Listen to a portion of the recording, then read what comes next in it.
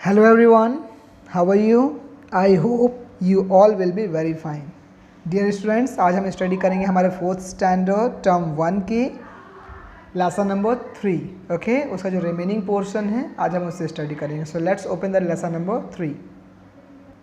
Okay students, हम study कर रहे थे lesson number 3 page number 17 wonderful Kalam. Okay, हम स्टडी कर रहे थे डॉक्टर APJ अब्दुल कलाम के विषय में, और हमने यहाँ पर इस लेसन में पढ़ा कि अब्दुल कलाम ठीक है, जिनका जन्म हुआ था 15 अक्टूबर 1931 रामेश्वरम में, तमिलनाडु में. ठीक है, और उन्होंने अपने स्कूल लाइफ के एजुकेशन से ही अपने घर के फाइनेंशियल कंडीशन के लिए अपने फादर का हेल्प करना शुरू किया था. वो न्यूज़पेपर सेल आउट किया करते थे. राइट. ओके, फिर उसके बाद उन्होंने एस्ट्रोनॉमी से क्या किया, अपना डिग्री कंप्लीट किया. ठीक है, एस्ट्रोनॉटिकल इंजीनियरिंग करके उन्होंने Madras institute of technology in 1960 में अपना डिग्री कंप्लीट किया, और उसके बाद वो इसरो में काम करने के लिए आ गए. ग्रेजुएशन कंप्लीट करने के बाद डॉक्टर अब्दुल कलाम ने DRDO, ठीक है, defence research and development organisation को एज ए साइंटिस्ट के रूप में ज्वाइन किया. उन्होंने अपना कैरियर हेलीकॉप्टर बनाने से शुरू किया. ठीक है, एंड वहाँ पर उनकी मुलाकात डॉक्टर विक्रम साराभाई से हुई, और विक्रम साराभाई ने उनको बहुत हेल्प की डॉक्टर APJ अब्दुल कलाम को उनके कैरियर को बिल्डअप करने के लिए और एज अ साइंटिस्ट बनाने के लिए. ओके, अब इसके आगे हम स्टडी करेंगे. Okay, page number 18. चलिए अब ध्यान से सुनिए. In 1969 doctor Kalam joined the Indian space research organisation. Okay, ध्यान रखेंगे इन 1969, ठीक है, में उन्होंने इसरो ज्वाइन किया था. ठीक है, फर्स्ट वो DRDO ज्वाइन किए थे, फिर उसके बाद उन्होंने क्या ज्वाइन किया, इसरो ज्वाइन किया. Okay, he was the project director of India's first indigenous satellite launches vehicle. और वो पहले जो हमारे भारत में स्वयं इंडिजिनस मतलब स्वदेशी, ठीक है, हमारे जो स्वदेशी सैटेलाइट थी उसके वो प्रोजेक्ट डायरेक्टर थे लॉन्च करने के लिए. ठीक है, सैटेलाइट लॉन्च करने के प्रोजेक्ट डायरेक्टर थे. Doctor Kalam's team of scientist successfully deployed Rohini satellite near earth orbit in July 1980. देखो लगातार कब उन्होंने इसरो ज्वाइन किया था डियर स्टूडेंट्स, 1969 में, और लगातार वो काम करते रहे. सोचो कितना टाइम लगता है. ठीक है, और डॉक्टर APJ अब्दुल कलाम और उनकी टीम ने 1980 में सबसे पहले रोहिणी सैटेलाइट को ऑर्बिट में क्या किया था, सक्सेसफुली डिप्लॉय किया था. ठीक है, वहाँ पर हमारा जो आर्टिफिशियल सैटेलाइट होता है, जो ठीक है सैटेलाइट होता है, उसको अर्थ के ऑर्बिट में सेट कर दिए थे. ठीक है, कब, जुलाई 1980 को. However he will be best remembered for his work in developing missiles. और डॉक्टर APJ अब्दुल कलाम को यदि अगर हम याद करेंगे तो वो हमेशा याद रखे जाएंगे किस कारण से, मिसाइल बनाने के लिए. Doctor Kalam conceived the integrated guidance missile development programme IGMDP for 5 indigenous missiles. ठीक है, उन्होंने एक कोर्स कंप्लीट किया था. ठीक है, integrated guided missile development programme. ठीक है, और उसके माध्यम से उन्होंने 5 हमारे इंडिजिनस मतलब स्वदेशी, भारत में ही निर्मित, ठीक है, मिसाइल्स उन्होंने बनाए थे. और कौन कौन सी मिसाइल्स थी, ध्यान रखेंगे, नाग, पृथ्वी, आकाश, त्रिशूल एंड अग्नि. ये 5 मिसाइल्स का नाम आपको याद रखना है, नाग, पृथ्वी, आकाश, त्रिशूल एंड अग्नि.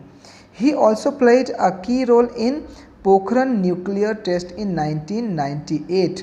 ध्यान रखेंगे हमारे इंडिया में एक बहुत ही इम्पॉर्टेंट टेस्ट हुआ था डियर स्टूडेंट्स, जिसे हम बोलते हैं पोखरण न्यूक्लियर टेस्ट. क्या, Pokhran nuclear test.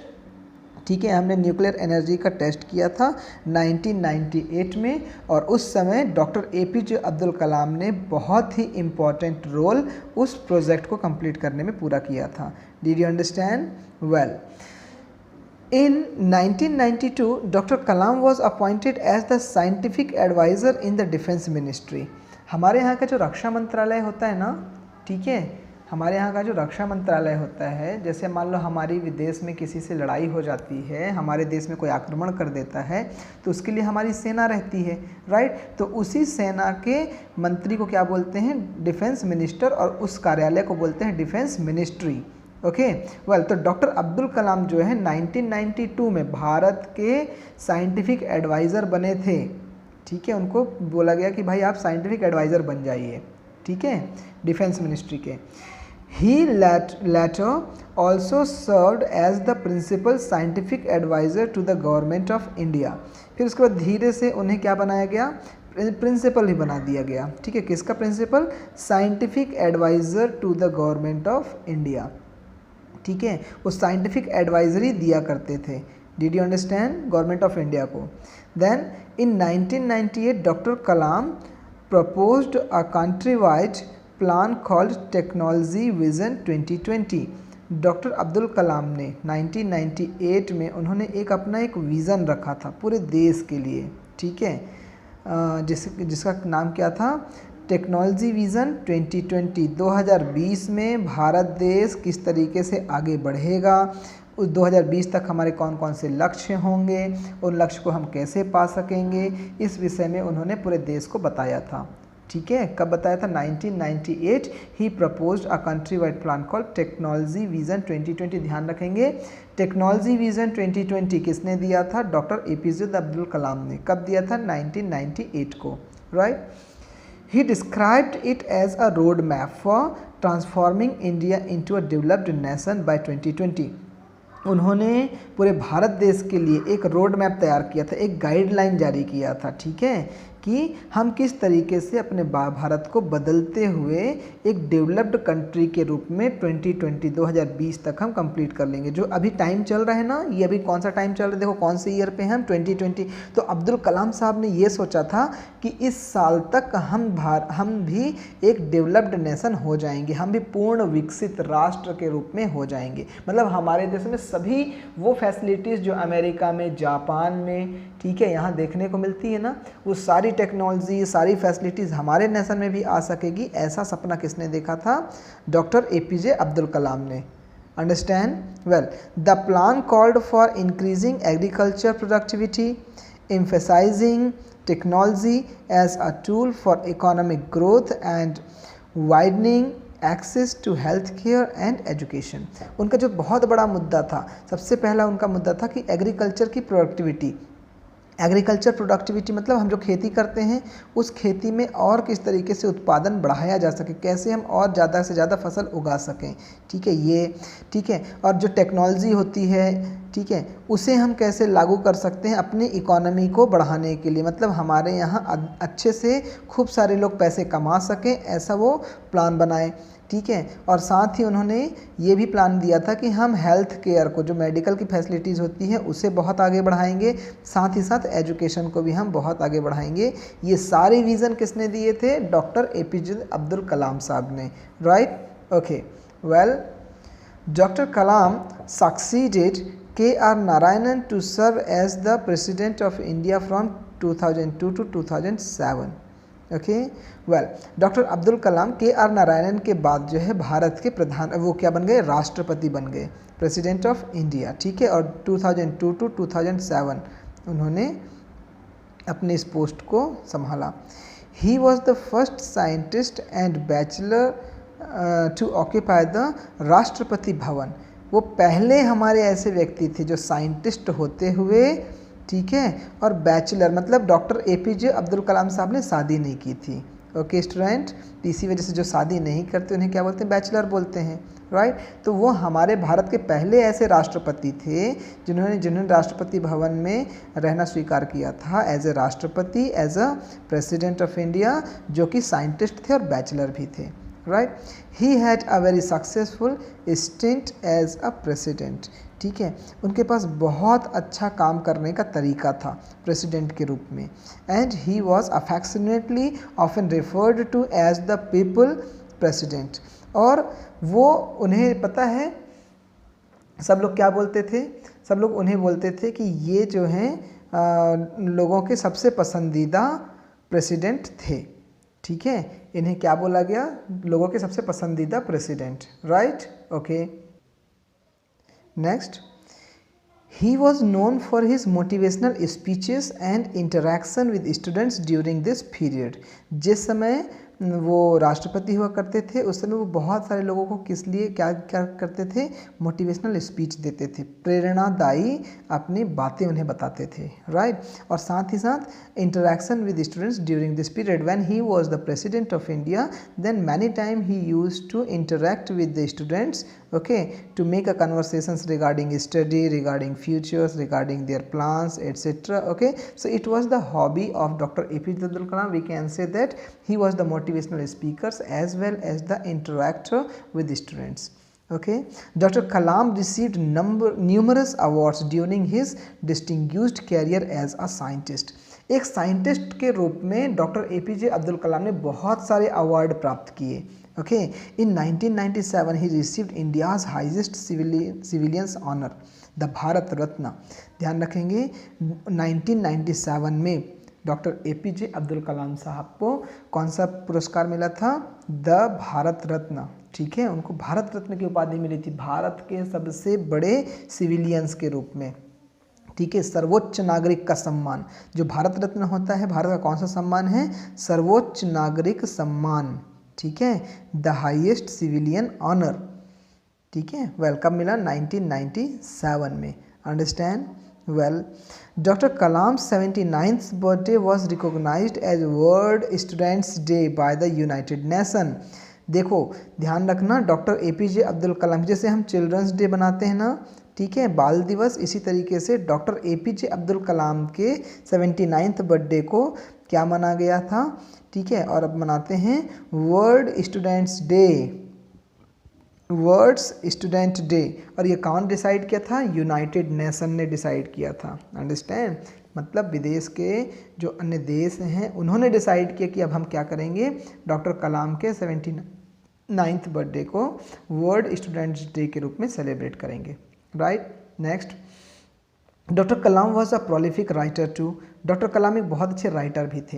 He authored numerous influential and inspirational books. उन्होंने बहुत सारे प्रभावित करने वाले बुक्स लिखे, ठीक है, ओके, और बहुत ही प्रेरणादायी बुक भी उन्होंने लिखा।